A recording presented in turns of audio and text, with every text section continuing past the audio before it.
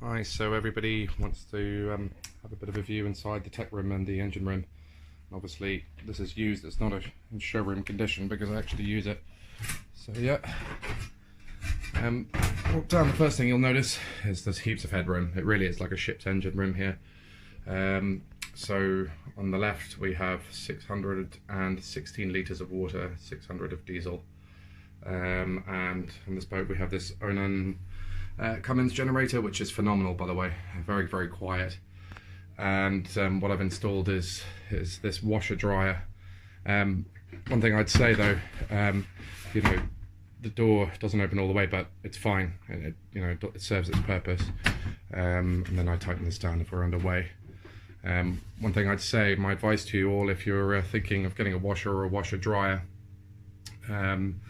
is try not to get one that's too complicated. The more gizmos and sensors and everything it has, the more likely it's going to fail. This is quite a basic one, actually. It was a cheaper one, and yeah, you've got 5 kilos of drying, and a bigger spin means that obviously you don't have to hang your stuff out for as long. So yeah, that's that. Water maker, I can do further videos if you guys want on that one, but yeah, there's obviously there's 2 pumps that run for this, so in order to get that working you need the generator. You can actually unbelievably run that the washer dryer off the batteries and the inverter, but I've kind of got a routine that if I need to top up my batteries I'll do a wash, and even if the seas aren't that great I can still do a wash in that thing, and that's your calor for your hot water. Pretty good. The settings are different whether you're on shore power or whether you're under anchor, basically. So yeah, depending on how much energy and you want to conserve, most of the time you'll be in a hot country anyway, so you don't really need hot water that much.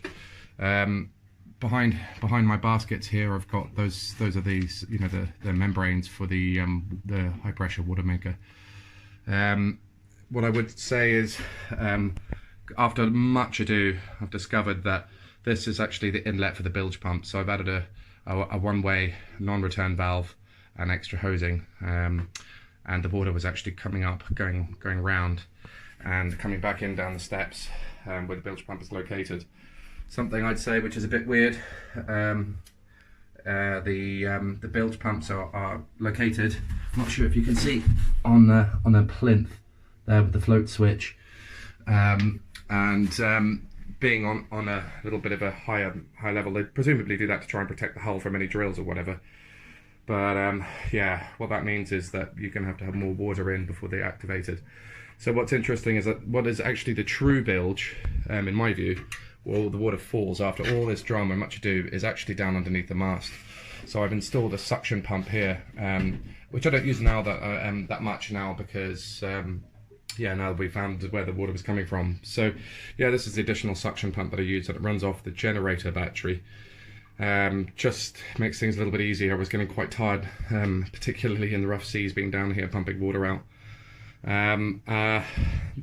What I'd say is the water, these are the freshwater pumps, and that's the saltwater pump. Yeah, they're great. Very good. I think the pressure is pretty good, but it'd be great if they're a little bit quieter, to be honest, because it's the first thing that wakes me up in the morning if you're sleeping in the master suite. The strainers here. Now what is good, and one of the few bits of advice I did get from Eric Brunel, I had basically about a 10-minute handover, but all the seacocks are all located either on the left or on the right here, most of them anyway. There's one in the engine room. Yeah, pretty good. Handy piece of information. These I got them for €8 off Amazon. They're basically water leak detectors, and if the water starts to rise above that level I'll hear about it. It's 90 decibels and you can hear it even on the helm on a windy day. So yeah, the pumps here, air conditioning, pretty good, as long as you bleed the system, which is quite a mission. And this is the seawater strainer, which is used for the cooling. So you can simply close the seacock off, undo the strainer, let all the water come out of the system to give fresh water or whatever, make sure all the bits and pieces come out, and then it works like a treat. So yeah, there's 2 compressors, and then we've got these row of gel batteries. Do the job. I don't really see why anybody would need to go with more expensive. Probably add another one, but it's just, you're probably better off spending your money on the solar in my view, and then generator and the engine battery here. 24 volts panel.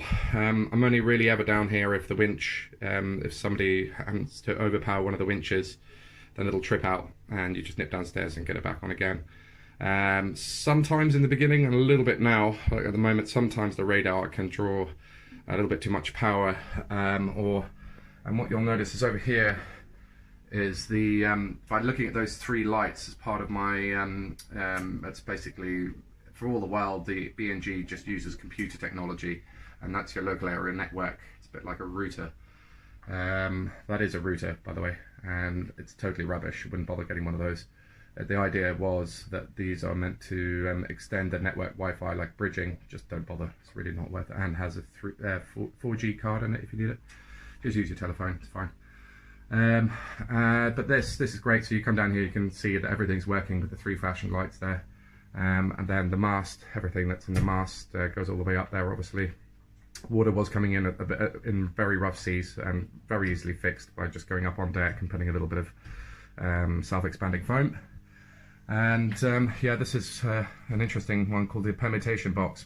All you need to know really is that if you've got the generator on, it's primary, it takes over everything else, which makes sense because sometimes the shore power isn't strong enough to run your air conditioning. So the hierarchy is generator, shore power, and then inverter, and that is your shore power charger, and that is your inverter. Great, you can probably hear a little bit of a hum off at the moment. This is its resting state, and then you can actually hear if it's working a little bit harder, such as if you're running the washing machine or whatever off the batteries. So coming in here into the engine room to switch on the light, yeah, perfectly fine. It's plenty of power, I think, and maneuverability is fine. Excuse, there's a little bit of a mess because I've got the dog in the dog cage or whatever, but yeah, the alternator's phenomenal, actually. I have to say, it's great. Haven't really I've hauled it out because I got fishing line stuck in the prop from somewhere, a very strong fishing line, and then that ended up wedging the seal. So as part of my drills before I take off, you know, I'll just do the engine dipstick, and just check the gearbox oil, which is here, and if the seal is broken, what happens is you'll open this and the seawater will push what will now be milky white oil out, so just close it very quickly, and you know, as soon as you can, try and get it lifted out and get a new seal put in. Yeah, these are your filters for the water maker. Been lucky, touch wood, so far, not really any issues, apart from the fact that this hose is spec'd wrong. This, as you can see, there's bulging on this hose because it's high pressure, and it shouldn't be really, so I've got backup hose here if I need to. That's one thing I would say to you all.